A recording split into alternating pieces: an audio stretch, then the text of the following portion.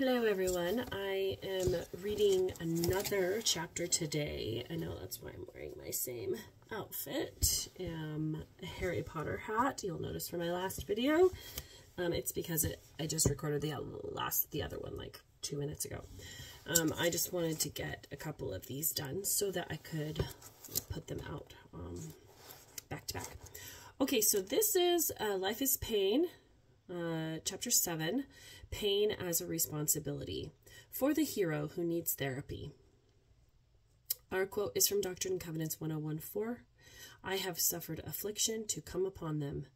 They must needs be chastened and tried, even as Abraham.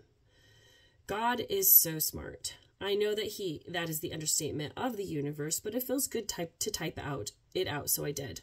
So, he has set the course and parameters of this experience, as I mentioned before, which includes harsh living conditions plus freedom of choice plus natural man equals one big human pain fest.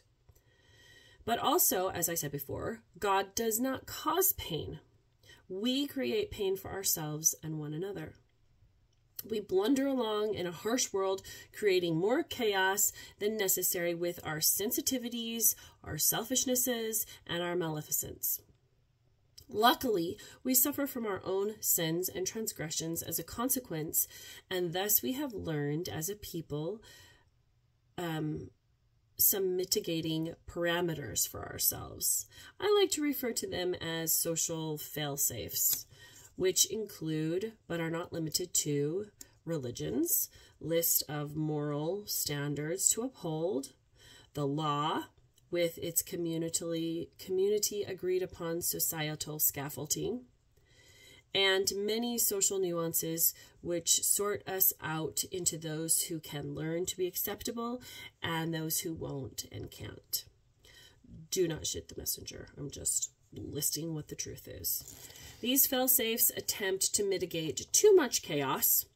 However, the human conscious and after covenants, the Holy Ghost, is our most important guide as a world community of humans. Only one group of people cannot use this integral part of us properly, which is psychopaths, which constitute less than 1% of our population. That's from WebMD. I can give you the link if you want. In this world of 77 million psychopaths and almost 8 billion sinners, we cannot expect every hurt to be apologized for or all damages to be compensated. We cannot expect people to care. My experience is that people do not really even care, do not really care even when they say they do or make a token effort to seem like they do. We really are not concerned with the feelings of those not beholden to us. It is not in our nature. And those who really do care about everyone and everything tend to A, serve until they're hollow husks inside because soul-sucking parasites are everywhere, or B, stay in their houses where experience has told them they are safer. If you can't tell, I'm a glasses half empty type of person. Anyhow, you know who does really care though? Truly? God. Pain places us in a perpetual cycle of agency and consequence, or desire versus morality, and seasonal catastrophe. In this place, turning to him is inevitable, unless we purposely turn away. He has not left us alone here, swimming in a sea of 100-foot waves. Not only does he care, but he makes everything done to us or that we have done to ourselves better. No need for guilt-inducing proxy suffering or grudge holding or closure. He is closure. So what happens to the little girl turned woman who never felt like her father and mother loved her? Sure, they fed her and clothed her, but they never invested emotionally in her. She has had a chip on her shoulder her whole life because of this. Not being super close to God, she goes to therapy, and that helps her communicate to her parents what the problem is, but only one parent says sorry and tries to make amends, and that one doesn't really mean it. They are just sick of arguing.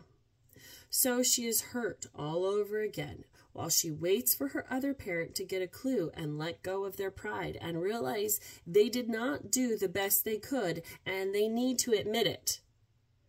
However, that parent gets hit by a car and is instantly dead. Sorries are no longer available. What happens to her? Is she doomed to fake it with the one parent who does not want to fight and just wait till the resurrection where the other parent will know, surely by then, what they've done? I guess she could do that, but how miserable. There's a better way. That girl needs to learn to forgive when the other party is not sorry. When they never say sorry. When they never feel sorry. That girl learns that she does not need people to be sorry to forgive them. That girl learns that her pain, her disappointment, her sins, her misery are her responsibility. She must own them. Having her perpetrator say sorry can be part of the healing process, just as telling her perpetrator they have hurt her can be part of the healing process. But neither must happen. And it is unfair and a recipe for more pain to expect it. You know what she can expect and count on and cling to? God. He's the balm. Or the balm. B-A-L-M. I love that play on words. Sometimes God just gives me lightning. Take your pick. I think he's both. Praying for your enemies or anyone who does not have your best interest at heart can be very helpful. Journaling can help, jogging can help, therapy can help. But you know what is the best therapy in the universe? Who is the best therapist?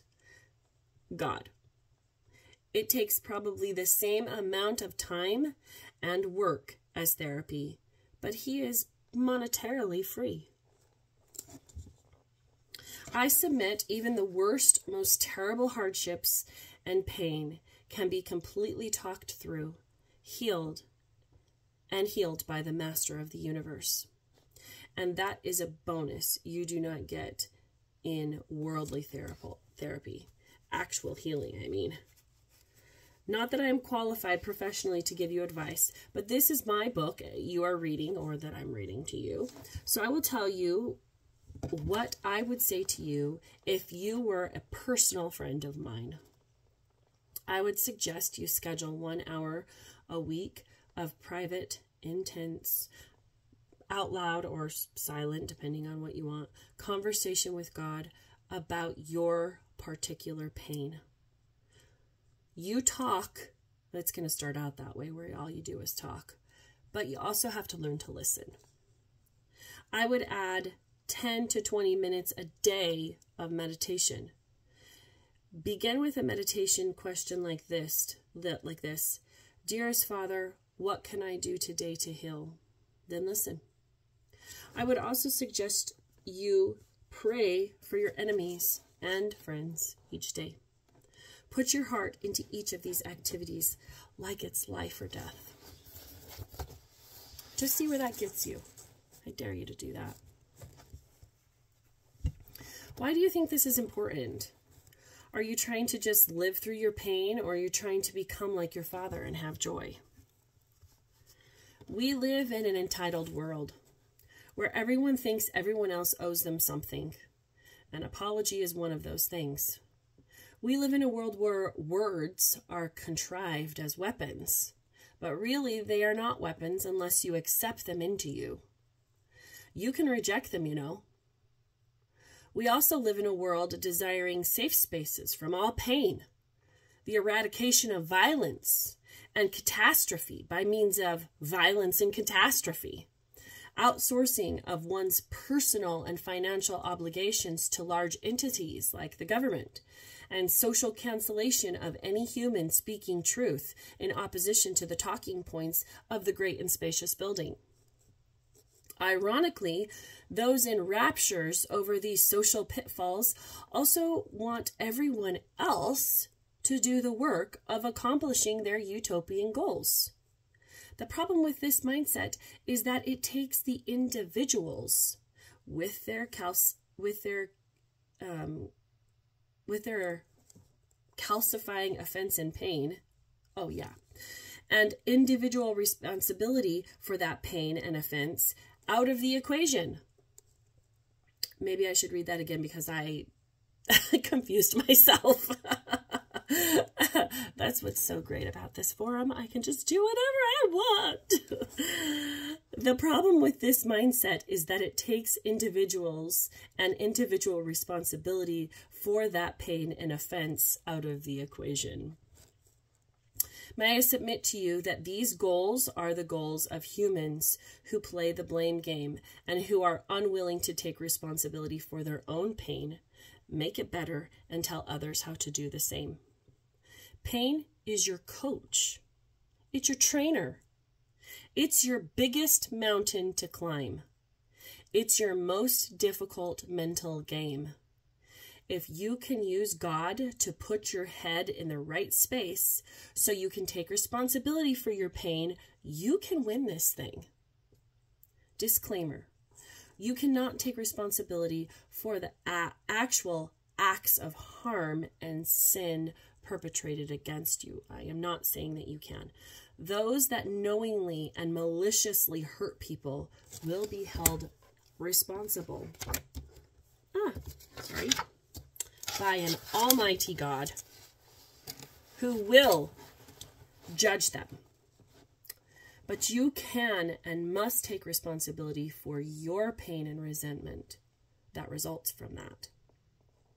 Now, that's the end of the chapter. I have a couple of really good quotes that I put at the end of this, and one of them is by Jordan Peterson, and I'm just going to read that.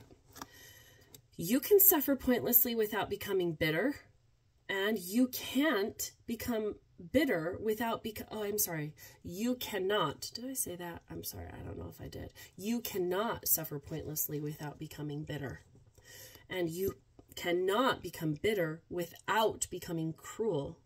So you need an aim. The question then is, what should be your aim? Pick up your suffering and bear it. And try to be a good person so you don't make things worse. That is a truth. People do terrible things to each other. You can't imagine how awful they can be. So you don't want to be someone like that, right?